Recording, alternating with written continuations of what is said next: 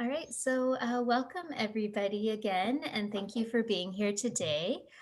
We will start off our meeting with Chris Gray, who is our lobbyist. Thank you, Trisha. Sorry, just having a drink of my tea there.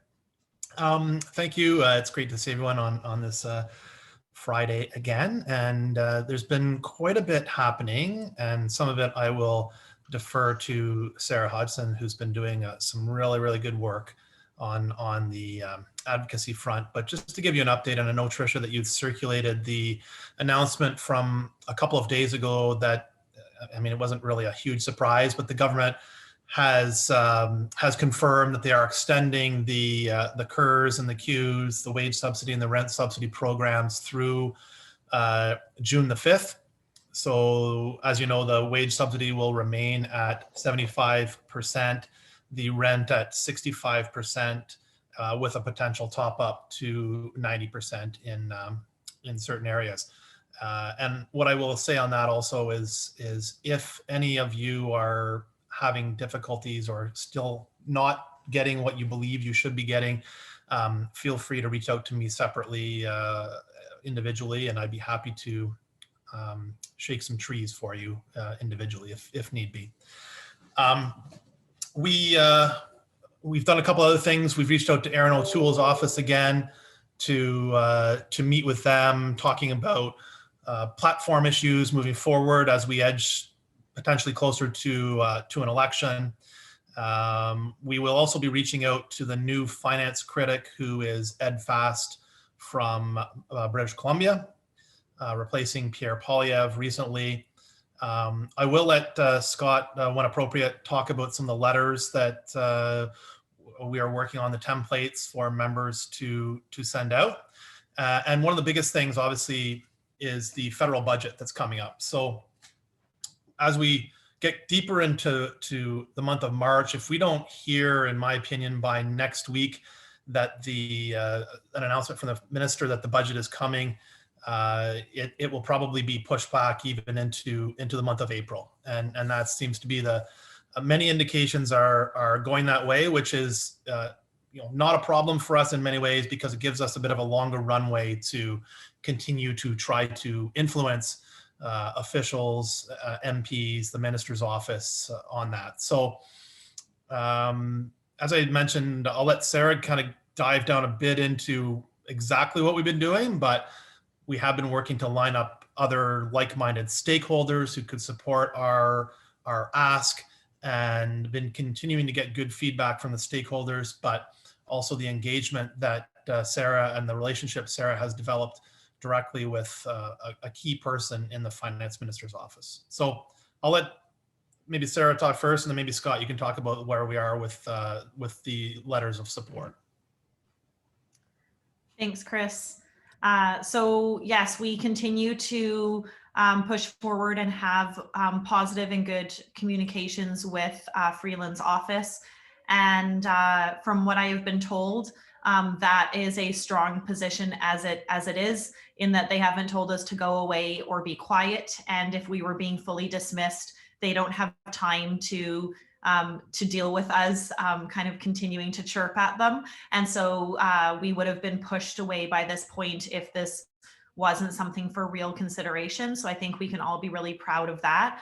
And again, this is really the power in our presentation and in our voice and in our platform really comes from the strength and numbers that we have at the FIC. So I think that we all have to be really proud of how we've come together, that we can get data to the government quickly, that we can really have a consolidated voice. So thank you for everyone kind of backing this and sharing posts, and all of those things are very meaningful. When we have media hits, when Scott and I got to wake up at ungodly hours of what felt like the middle of the night, because it was 2:30 in the morning, that is the middle of the night, to speak on the radio and sound like we were awake and alert.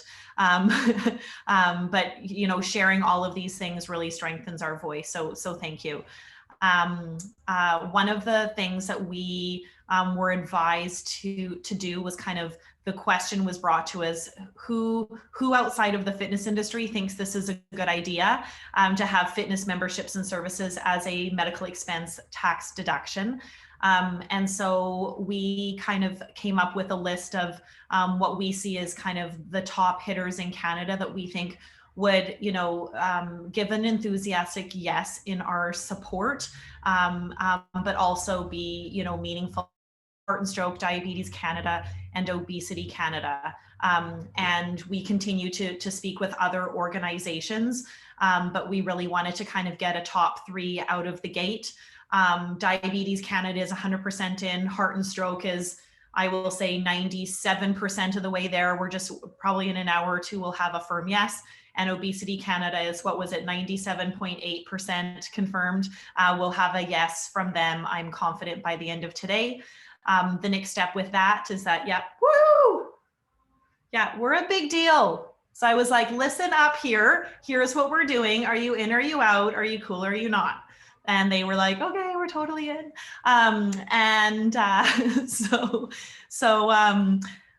the next steps with that is that I can then go back to Freeland's office and say, hey, just want to let you know we have the official support of these huge organizations in our ask. It helps them to meet their mission of what they are doing for Canadians. And now we just make our platform stronger and louder. The next phase from that is that next week we will do a national press release saying that the Fitness Industry Council of Canada has, garnered the support of these top 3 players in Canada: Heart and Stroke, Diabetes Canada, and Obesity Canada. And if we get other ones in the meantime, we'll add those to it, taking statements from those organizations that, again, will just strengthen our platform and position. So that's where we're at today. Not sure if I missed anything in there, Chris, that I should have. Obviously, that's fantastic. And I don't know if you've had a chance to mention cancer, but cancer is probably going to sign on as well. Okay, great, amazing. And we are also in talks with Canadian Mental Health. So that's just, all of them have bureaucratic chains they have to work through. So it's just about getting to that. And I think another win for us that Chris shared with me was that some of these really large organizations who have been around for years, that have, huge budgets to work with and huge records of advocacy, have said, how did the fitness industry get in front of Freeland? How did you get this voice? How did you get this traction? Absolutely, we're going to support this, because this is years and steps ahead of where we are at. So again, I think we just need to be really proud of the work that we've done and the traction that we have gained.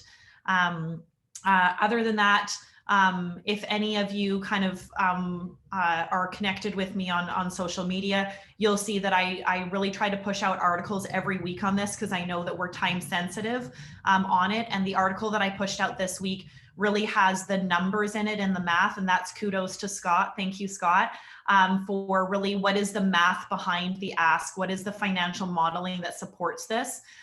And so I wrote an article on that, that if anyone's kind of wondering about that, that's a good representation of it. So take a read if it interests you. So that's that.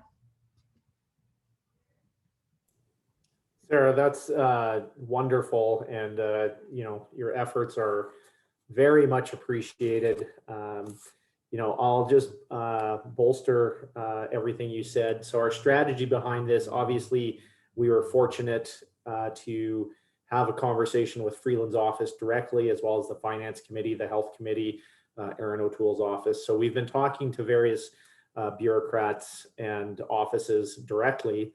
We are now getting these letters of support from our allied associations, which is really important. One of the other things that Sara's done is she's arranged conversations with, I don't know what to call them, but like back channels. So people who are influential to the decision makers that aren't necessarily a minister or in the minister's office, but they're influential. So we're kind of working those back channels. And the next thing we want to do is a letter campaign to put this on every MP's desk so they know that this is current. Chris mentioned we have a window, right? So they're going to start really finalizing the budget. So the time is now. Now, I that in each province we have different concerns that are really urgent, right? We're trying to open, we're trying to stay open. So I know the timing of this might just be like, can I focus on this? But we have a window here and it's a short window. And if we don't put the gas pedal down and capitalize on this, we may lose out on this opportunity. So we need really all hands on deck. So what we've crafted here is a template. You can customize it. You can put your logo on it. You can use the FIC logo. You would find your MP. So we would like this to go across the 6,000 facilities across the country. Find your local MP and write them as a business owner. Send this to your employees. Let your employees write their MP because they're a constituent. So I work for, XYZ, and this is really important to me. Send this to your members, your customers. So if we can send 1 million letters in the next 3 weeks, we will gain their attention. If you guys, and ladies and gentlemen, if you remember back when we were really lobbying for the adult fitness tax credit, we sent postcards and we were known as the postcard people. We don't need to go and kill a bunch of trees and send postcards. Email will suffice, but we would like to get as many letters sent to members of parliament, and they're personalized, right? So they're not a form letter. That's the one thing that we were coached, is that it can't just be the same letter over and over and over again. Let the employee, let your member, let yourself customize the letter. But if we're all speaking together, it's going to get noticed. So we're trying to hit this from all fronts, and we think this is the best opportunity, frankly, we've ever had. And we got to keep the gas pedal down. Chris or Sarah, anything to add? Yeah, no, that's great. Again, all I can do is emphasize what Scott said. Time is of the essence here, because we basically have maybe 2 weeks, Chris, to continue to have a voice. And then everything will go internal.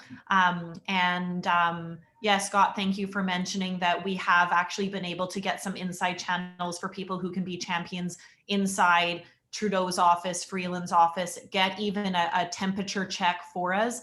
It sounds like I'm part of the mob. I promise I'm not. But we have these inside channels where we do have a good temperature check on the situation. So time is of the essence. All hands on deck. Please, we need to do this. Yeah, so we're asking, Trisha will send out the template to everybody today. Please customize it how you see fit. Send to your employees, send to your members, put on your social media, and let's try and get as many letters sent as humanly possible. Can I just ask a quick question about process? And sorry, I don't know if Sarah or Chris is the better person to answer this question. I'm sure I learned this in grade 9 social studies, but like, what does the process actually look like from now while you're talking to Christia to actually getting to a vote? Like when, and I'm even thinking about sending this letter because I do have a relationship with my MP, and he spoke up in favor, Len Weber spoke up in favor of this last week in the House of Commons, or the week before. But like, at what point will the MPs actually be in a position where they can like help instigate change, vote on something? Like, how does that look? I could take a crack at that, and I could give you a whole social studies review of We that. don't have time for that, do that right probably. now. But, so we have as been said, we have a bit of a window right now as they continue to get ideas and look at ideas from the pre-budget submissions that everyone has gathered. They also hear from, again, insiders, as Sarah said, who are in their ear and talking about good ideas. And when stakeholders can come together on one issue, that's good, because then they're checking all those boxes. Oh, okay, well, they're all in favor of it. No one's against it, right?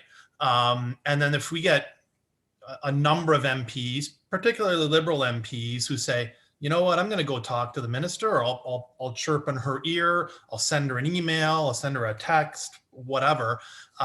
Those champions are really good. And then then we're getting to officials in the minister's office as well. And Sarah has a really good relationship with the BC person in Krista Freeland's office, who will bring these ideas to the minister. They sit around a big table. They're probably already having these conversations right now. And internally, people like Laura, who Sarah's been dealing with, lobby for us to get this in the budget. Here's why it will be useful. Here's all the people that it will help. And then more people who are saying that from again, the outside stakeholders, MPs, other ministers. That's all just steps in the potential budget, and then it will go into a budget document whenever that is introduced, and that will be voted on probably within the 2 weeks after it is introduced in the House. So if it's late March, mid-April vote, mid-April, late April vote. I also put in a caveat, obviously, that a minority parliament can fall on money bills, like particularly a budget. So that's a whole other conversation. Does the Trudeau government want to cause its own demise so that we go to the polls early because we're doing such a great job by then on the vaccine rollout, and I'm going to win the next election before the crap hits the fan again? There's a whole bunch of different considerations there, but within a couple of weeks, you'll have a first vote on the budget. So that's it in short. I tried to be short. Yeah, and my inside channels also gave me the little speech of, this isn't at the end of the day, whether this goes forward or not, doesn't necessarily represent that it's a great idea, that it benefits all Canadians in the federal government, that there was great advocacy and strength in the voice and position. Sometimes it simply comes down to politics, and we can't control that level of it, which is really in the next 2 weeks, we have our voice, and then we really have to leave it to politics to sort out. So. Great, thank you for that. Scott, would you like to talk about the vision of FIC quickly before we move on? Yeah, so we had a provincial council board meeting this week. I know in the provincial leadership calls, there's been conversations about, where is FIC going? What happens after COVID? We're all going to be back running our businesses. How's the momentum going to keep moving along here? And we're really at the point where this association, we're going to go from good to great. So what we're looking to do is put the proper infrastructure in place. So that is both in terms of staffing. So we're looking at a model where we'll have associates that work for the provincial councils. They're part of the committees. They're going to be doing a lot of the heavy lifting between meetings because we're all going to be back running our companies. We're going to be setting up those committees. So a provincial council member or a board member will be on at least one committee, and really trying to make sure that everybody's doing their share of the work and it's sustainable and it's not overwhelming. And then the other thing we're looking at doing is providing that guiding light. So what we're going to undertake now is a strategic planning process, really crafting our vision statement, our mission statement, and our strategy statement. So what we talked about on our call yesterday was, how do we do that considering we're all in 8,000 different directions and we got multiple priorities. So what we're going to do is each week we're going to send out one question, and we'd like as many people as possible to give us feedback, give your answer on that one question. You can write as much or as little as you want. And then we're going to take those answers and we're going to use that to craft a draft of our statements. And those drafts will be presented to the board of directors and ratified, voted on, and made the position. And then we're going to move on to the next statement. So we're going to start with our vision statement. So we have 2 questions to help us craft the vision statement. Then we're going to move to our mission statement, and then we're going to move to our strategy statement. And the process will take about 6 weeks, and then we will have that guiding light. We're also looking at our value propositions. So what are we doing to really provide that value? We have, as you know, partnerships on this call. CanFitPro has been great in terms of helping us bring these amazing keynote speakers to our association. We're also looking at a potential opportunity with the Canadian Federation of Independent Business and a potential synergistic membership. So if you're a member of FIC, you automatically get a CFIB membership and all the benefits that are entailed there, and it's quite robust. So we're really taking the steps now to bring our little association that has historically punched above its weight from good to great. So we're excited about the process. Thanks, Scott. And I just put in the chat box a link to our first vision question. So if you have a moment, please go ahead and you can let us know what your answer is to that question. And it really is just who we are. One thing we want to announce is that next weekend that there is a special canfitpro event happening. So Nathalie, I can pass it over to you to speak about that. Thank you, Trisha. It is canfitpro's inaugural 100% Francophone event. Yeah. And so I wanted to bring it to this table because we have talked about it on our Quebec Coalition call, but knowing obviously that there are French-speaking Canadians all across the country, I wanted to let everybody know that it's the first ever 100% French event that canfitpro is doing on virtual next weekend, Friday and Saturday afternoon of next weekend. And there's a panoply of phenomenal presenters and sessions that are there to help the industry figure out where to go next, relaunch, and be as viable as possible and knowing exactly where they go. So whether you're a business owner or a fitness professional or somebody who's related to the industry and wants to know what's happening in Quebec, we have lots of our members presenting, including, I'm trying to remember them all. So Gabriel, our PC lead, our Quebec lead is presenting. We've got Mike Tan from Lyft, who's a member. We've got Melissa. We've got, I'm forgetting, Alexandre Lemay, who's presenting, Renaud. So lots of our members are presenting at the event. I'm going to put the link in here. And so you guys know, because I know how to negotiate with Mo, and it usually involves wine. The only discount that was given is a 10% discount to FIC. There are no other discounts to this event. So FIC is the exclusive owner of this 10% off that I'll put the link to the event and I'll put the discount code there. And we're very much looking forward to seeing if we can propel the Quebec industry that's smelling like it's opening very shortly. And so if any of you or your staff members that are French speaking want to join us, we'd love to see you guys next week. Thanks, Trisha. Wonderful. Thank you so much. And with that, I'll actually pass it over to Mo, who's going to be speaking to us about National Health and Fitness Day and planning for the event that's coming up in June. Thank you. I'll keep this short because I know we have a lot going on, but did you know that National Health and Fitness Day is literally 3 months to the day away? Why would you want to be thinking about National Health and Fitness Day, June 5th, today? Well, one, June is kind of a nice month to get outdoors. We're 3 months ahead and lots of progress in the meantime, but I want to share the vision for National Health and Fitness Day because, as we all know, it is a national day to celebrate fitness. But this year in particular, it's even more important. We want to inspire more Canadians to move and enjoy fitness and learn about it, aligning them with fitness professionals and fitness facilities. Now, historically, it's always been about bringing Canadians into your facility for free on the day, enjoying a workout or the opportunity to experience your facility. But due to COVID, this year, we're making the event an outdoor grassroots community initiative. And the ask today is that we help to inspire more Canadians to participate in fitness in their own community, outdoors, where there's really no barriers. It's, no requirements except for the ask from fitness professionals to really get together and to be ambassadors in their communities. And I wanted to just lend one other thought. This is a huge opportunity this year that as we align with more Canadians who desperately need what we offer, is we can ask for their support.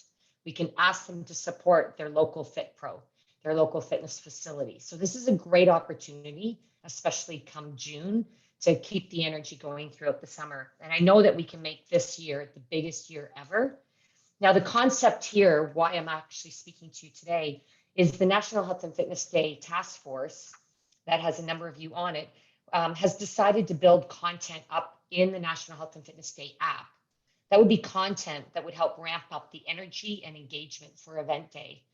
This would include having fitness professionals, we'll call influencers, in each province contribute to the content in the app.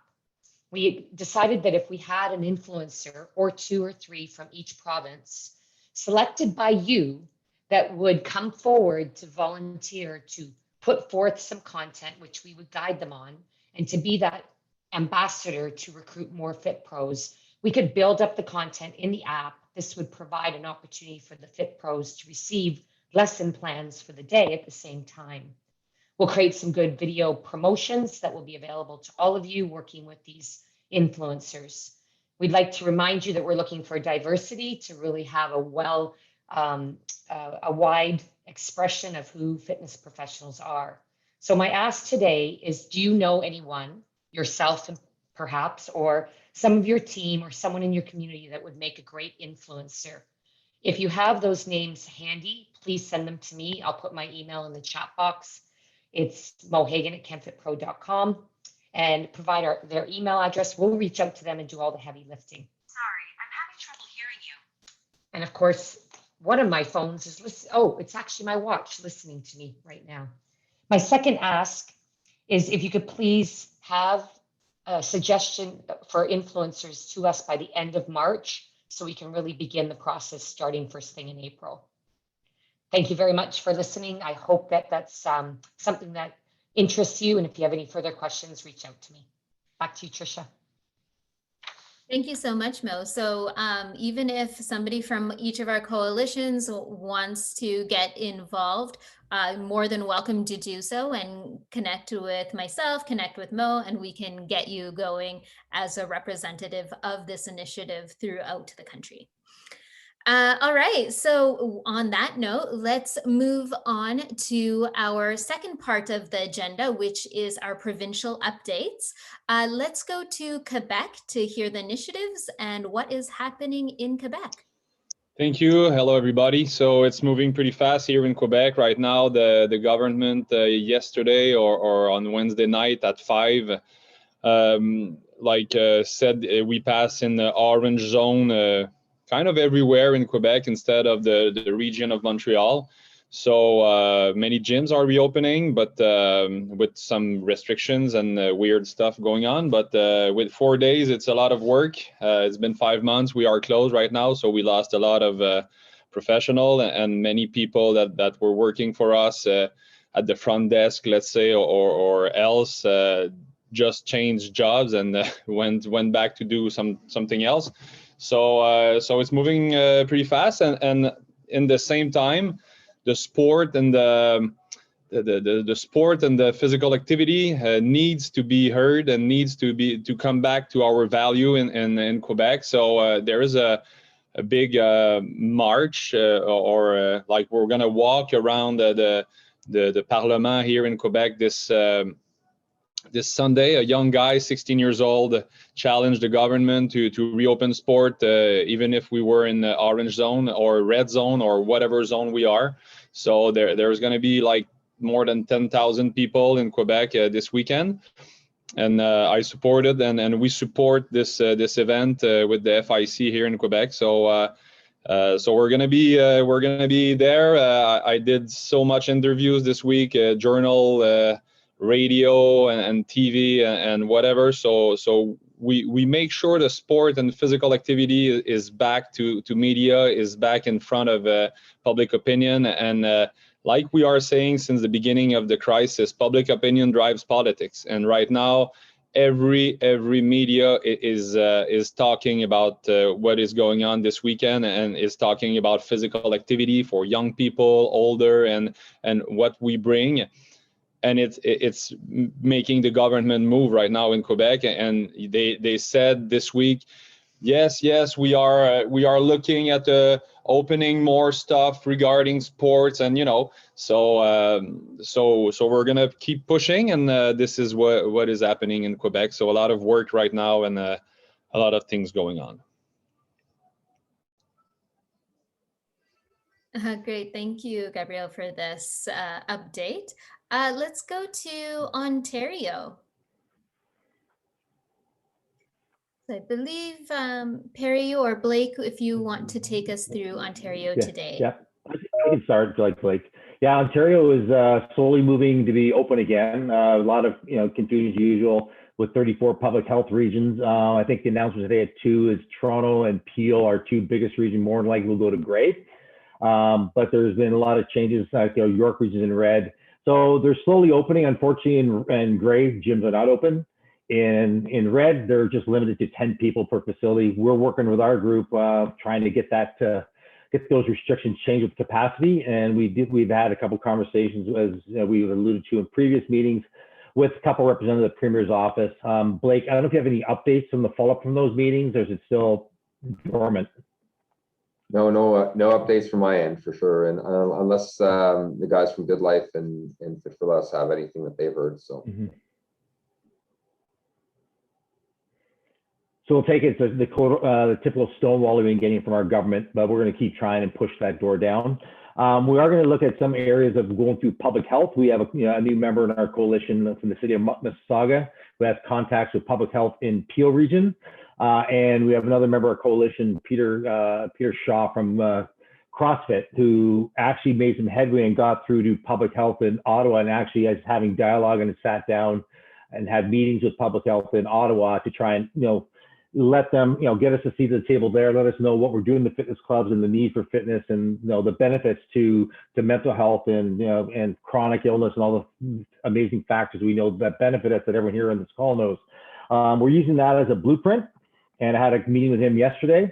And off that blueprint, we're putting a framework together for Mo, because Mo, he had to go through the MPP there, who got them through to public health, and he worked his way up the channel to a call. And his concept, what he does, he actually brings a doctor with him who's an ER doctor who's in the trenches, who supports our initiative, what our plan is. So we put a plan together. We're going to work with Libby, who actually has contacts in public health, so we don't have to go through the MPP, which is positive. And we're going to use that as a framework and see if we can make some headway into Peel region. And if that works, then we'll want to spread out to other regions as well too.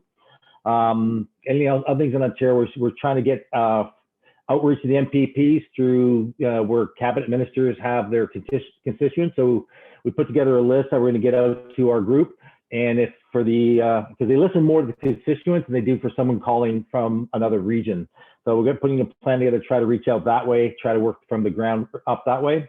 And the other thing we're trying to do is take a page out of Alberta's book on their with the campaign website, and the video says, alluding to what Gabriel said, build on that public perception. So we're putting a plan together right now using the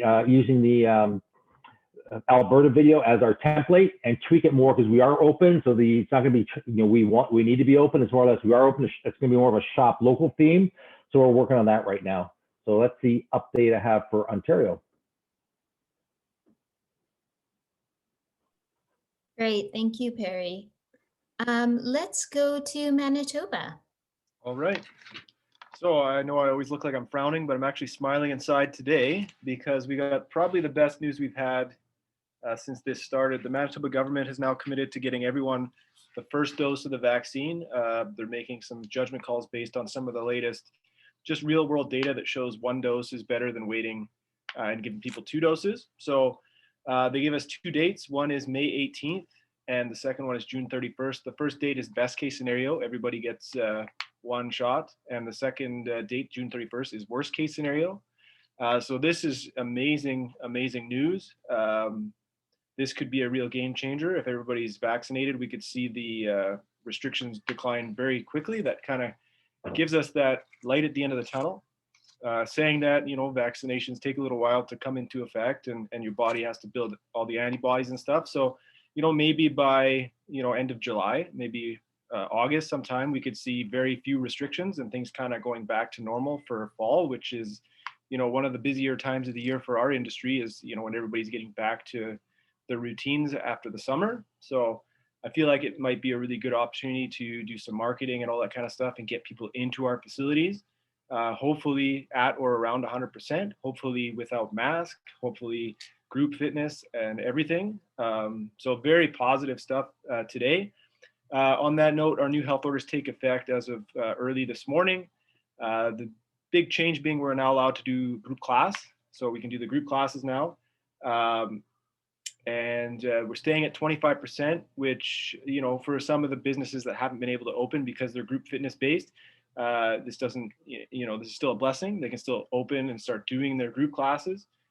For a hybrid studio like myself, I can't run group classes because I'm at too low of a capacity that I wouldn't be able to have anyone else in here. So I'm just leaving it as open gym and personal training.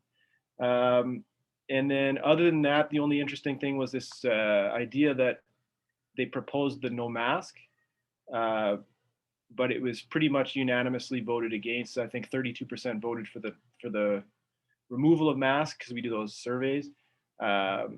So we will probably see that on the next orders, maybe in 3 weeks, which is very important for the higher intensity type activities, as well as the older age groups who feel less comfortable exercising in mask.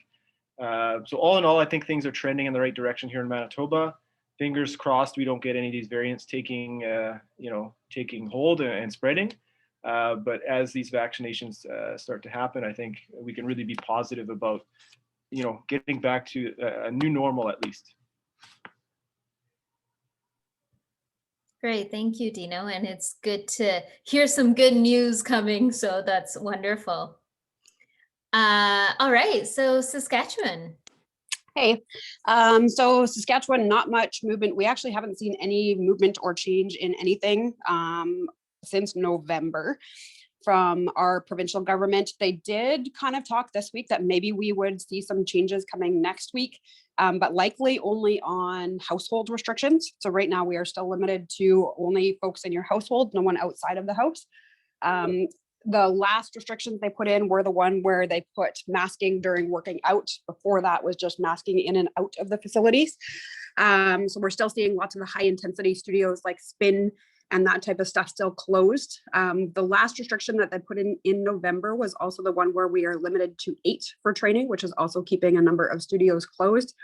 So we're crossing our fingers for next week that they're lifting that. We have sent multiple letters in. We've been working with our contact with the business response team that they assigned to us to really push for that. So we are crossing our fingers for Tuesday when the announcement comes, but no indication right now which way it will go.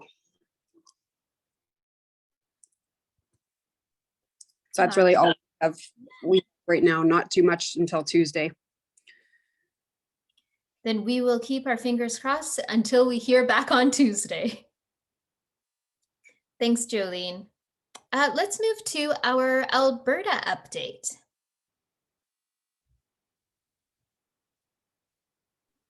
Lots going on in Alberta this week. On Monday, we moved into the next step, which was mostly just indoor fitness and libraries.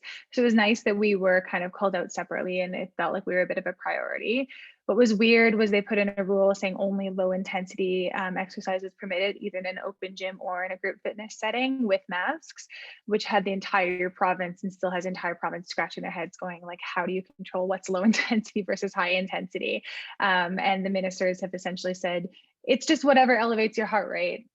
And it's up to you to decide, and we're not going to enforce it. So like, I'm a little bit nervous about how that's all going to play out. We know that there are gyms who are just straight up not following it, still doing high intensity, not wearing masks. So that always fills me with a little bit of nervousness. That's just going to make the industry look bad and that we will see some outbreaks. But we've had lots of media attention this week. I've been in the news, Scott's been in the news, some others have been in the news a lot this week. Press conference happening in Edmonton next week, meeting with the Minister of Finance today to hopefully talk about additional financial aid. Thanks to Blake and your franchisees for setting that up. And then we're also meeting as a provincial coalition today to talk about what the next phase of our campaign will look like, what our next video will look like, shifting our positioning on Save Fitness AB a little bit more to like, we're safe and we're open, come back. And also let's push these forward because at present, like spin studios are still closed here because they're really only high intensity group. So that's where we're at. Scott, anything I missed? No, I think you covered everything.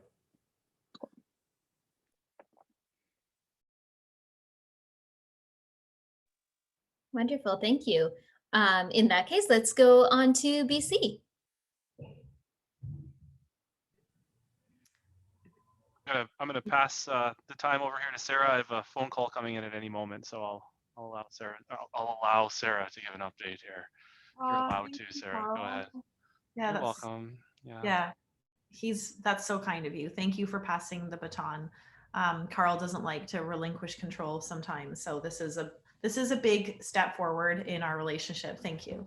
In BC, Emily, what you spoke about there in terms of low intensity and high intensity, that's kind of been our biggest conversation here in BC, for quite some time, really since the beginning of November.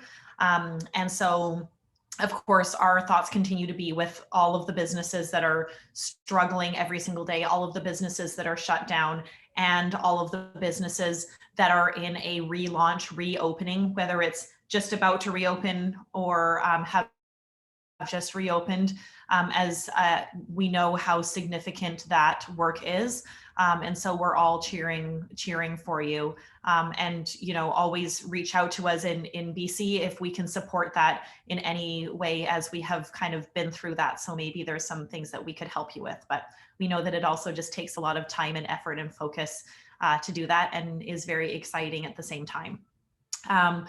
Our cases in BC, we've seen a slight increase. Of course, variants can continue to be, what makes public health a little bit nervous. We did actually in the last 2 weeks here in BC have some transmission cases that hit media in gyms. Specifically, one gym was actually shut down for that. What our conversations with public health even kind of showed us is that when they even talk about cohorts, that can be as little as 3 people. Of course, when a cohort or or kind of a breakout or a cluster is actually the word I should use, when that hits the media, people think that's 30, 40, 50 people, but really public health is considering a cluster anything for 3 people or more. But where we're really looking at in BC right now in terms of our operational business is that we are starting to see kind of an uptick in our business in our businesses that are open, in membership. I think again, a lot of that comes to the public's level of comfortability in coming back to our businesses and feeling safe and continuing to hear those messages. And even just little positive things that hit the news of like, if there's a day where there's something in the news about, that we're doing good with vaccine rollouts and that people are going to get it by a certain date and that's positive, we see an uptick in membership. Those aren't things we can control in our business, but now we're seeing the upside of it rather than the downside of it, which we all experienced for the last year. Something in the media means that we go down in numbers. Now, hopefully we are trending upward. We have been asked to present to the provincial government our healthy check-in data from January 1st to current, so that they can really look at the real picture of transmission rates. Again, when they see and hear clusters or hear, there is a gym that had an outbreak, then, how many people is that? And then when we're able to say, well, we have X million of healthy check-ins since January 1st, that helps to put it in perspective. Even public health said, we have our politicians who can be really reactive to these numbers, and we want to be able to bring some reality and evidence and real data to that. We are hopeful that high intensity fitness here in BC will be able to reopen after spring break. Of course, we're constantly in this game of, there was Christmas and then there was going to be Family Day, and people, the hesitation of around these gathering times of when do we open things and when do we not. And so we have really heard from BC that the goal of our province was never to be a 0 case rate province. We know that what we need to do is learn to live with COVID and learn to manage our life and our businesses and our clients in a climate that will have COVID cases. But ultimately, we cannot keep using these gathering times as a way to kind of stop opening up the economy. So we feel quite optimistic that there will be announcement at the beginning or during spring break. We have a commitment of the 1 week time length, which, it's in good faith. We can only hope that they maintain that, to give people a week before they can open their businesses. Carl and I had the opportunity to meet with the office of our health minister, and we discussed who the FIC is, what our federal advocacy is, what we are doing in this province. And we really wanted to kind of introduce this conversation to the minister's office, who, you know, back in November had kind of had a jovial conversation during a live press conference of kind of, well, I would never really find myself in a spin class. That doesn't sound very safe right now. And those types of comments were like really detrimental to a lot of BC businesses. And so we, Carl was direct and bold enough to bring up that comment and to just say that doesn't help our industry and we have to be much more positive moving forward. So that's where we're at. And in terms of high intensity fitness, hopeful that it will open after spring break.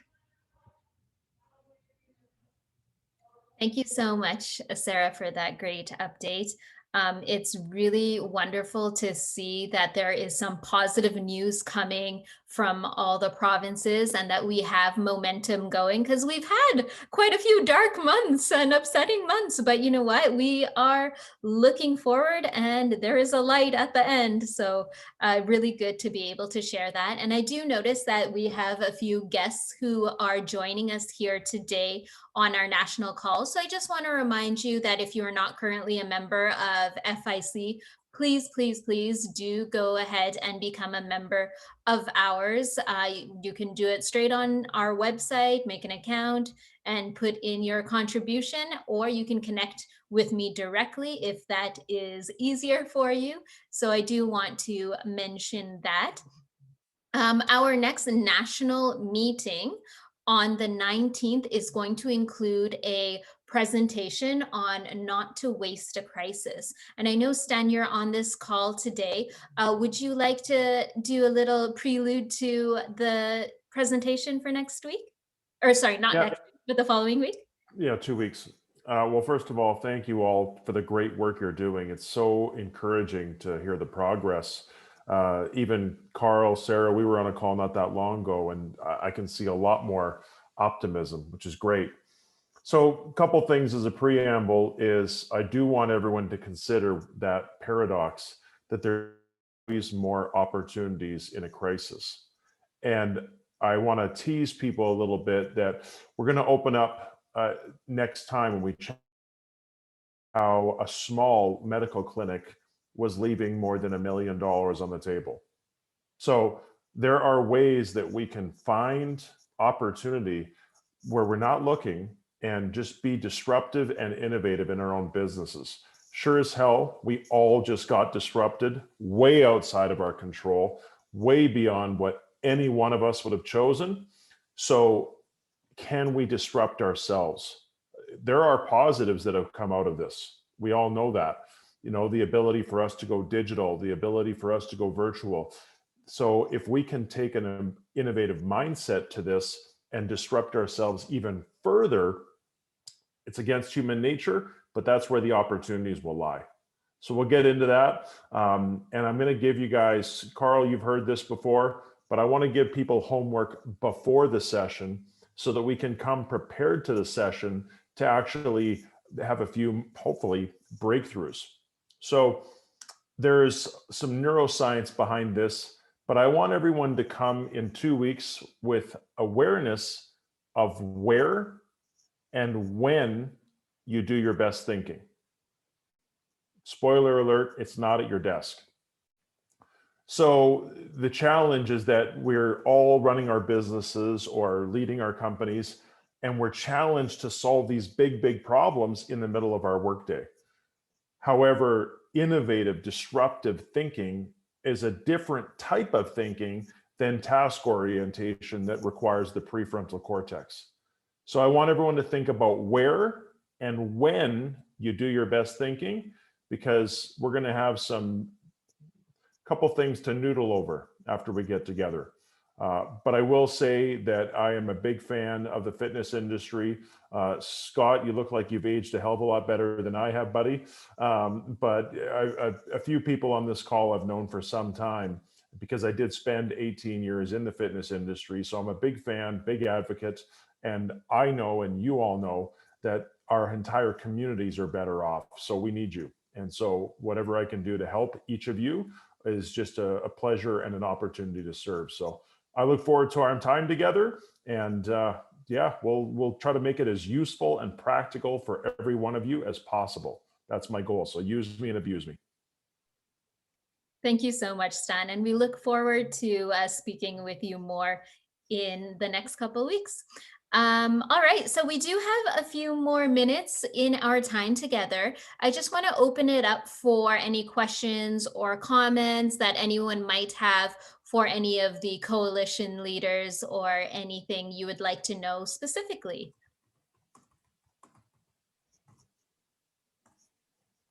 I'm going to selfishly take this time just to, Sarah touched on this. In British Columbia, it is imperative that you're responsive as possible if I reach out to you and request check-in information for the month of January. There are some upcoming guidelines and restrictions that may be increased in British Columbia if we can't share the data as soon as possible. So I've already reached out to some of you in British Columbia. You've been so responsive. I'm very grateful for that. But there's a few more brands that I'll be reaching out to today. So I'd appreciate you guys getting back as soon as possible. Thank you. Thanks, Carl. Anyone else? Anything you would like to share with the group? Any initiatives? Sorry, Carl. On that note, I do have and can get you all the data for Anytime Fitness across the board, because we did pull that depending on what time frame you're needing. Yeah, no, I was anticipating reaching out to you in the next couple of minutes here.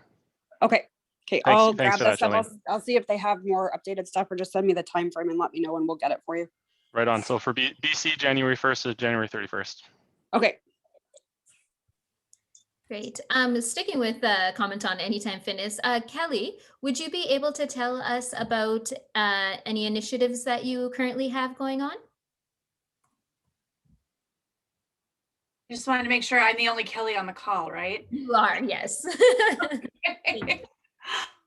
So are you asking for initiatives in Canada, or are you asking for initiatives in general? If you have any initiatives in Canada, or even something interesting in the States that might overflow. I think well, yeah. So so two things. I just want to give a shout out to our owners who are in all of the provinces.